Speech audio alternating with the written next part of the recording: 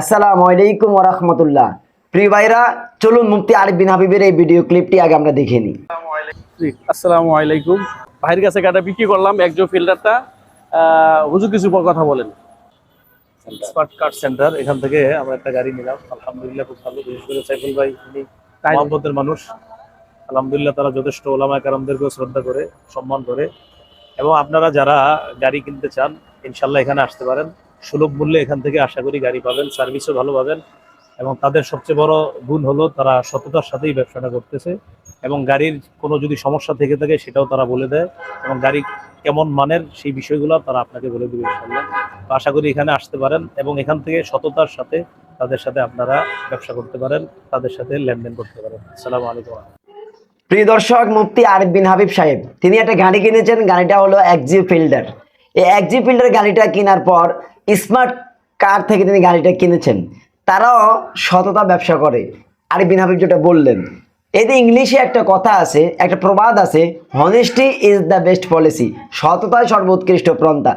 আরিফ বিন হাবিবের মতো একজন বিখ্যাত আলেম, তিনি তাদের প্রশংসা করা, একজন ব্যবসায়ীর তাদেরকে সাপোর্ট করা এবং তাদের সুনাম করে তাদের কাছ থেকে গাড়ি কেনার জন্য তিনি জাতিকে নসিহত করলেন।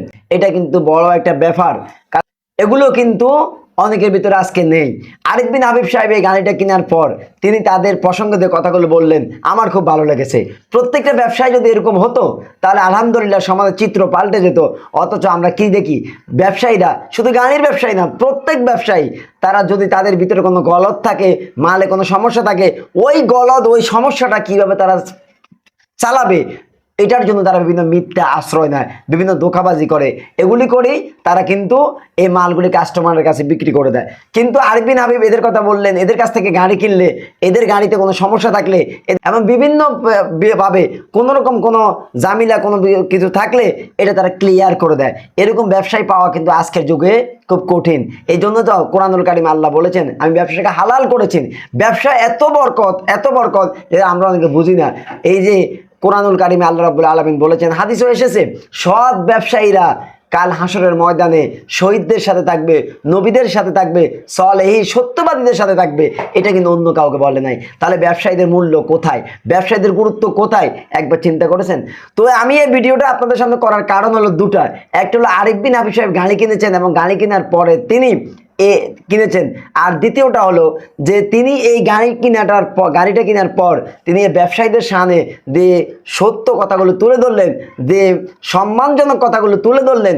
এটা থেকে আমরা যারা ব্যবসায়ী, বিশেষ করে আমি একজন ব্যবসায়ী, আমাদের শিক্ষা নেওয়ার অনেক কিছু আছে। বিশেষ করে আপনারা অনেকে জানেন, আল্লামা মামুনুল হক সাহেবের সাথে আমার ঘনিষ্ঠ ভালো সম্পর্ক আছে। অনেক ওলামায়ে কেরামের সাথে আছে, তারা আমার কাছে প্রায় সময় আসে, তাদের গাড়ির বিভিন্ন মালপত্র নেয়। তো আমিও চেষ্টা করি তাদের কাছ থেকে লাভ না করার জন্য এবং তাদের সহবতে থাকার জন্য এবং তাদেরকে ভালো জিনিস দেওয়ার জন্য। এটা কিন্তু ওলামায়ে কেরামের ব্যাপারে না, সকলের ক্ষেত্রে এমন মন মানসিকতাটা হওয়াই জরুরি। তাহলে আমাদের ব্যবসাটা প্রকৃত হালাল হবে এবং আল্লাহ সুবহানাহু ওয়া তাআলা আসলে আমাদের এই সৎ ব্যবসায়ের কারণে শহীদদের সাথে, সলেহীদের সাথে এবং সত্যবাদী এবং নবীদের সাথে আমাদের হাসর নাসর করাবেন, এতে কোনো সন্দেহ নেই। তো প্রিয় দর্শক, ভিডিওটি যদি ভালো লাগে থাকে একটা লাইক করবেন, আর যারা আমার চ্যানেলটি সাবস্ক্রাইব করেন না, প্লিজ চ্যানেলটি সাবস্ক্রাইব করবেন।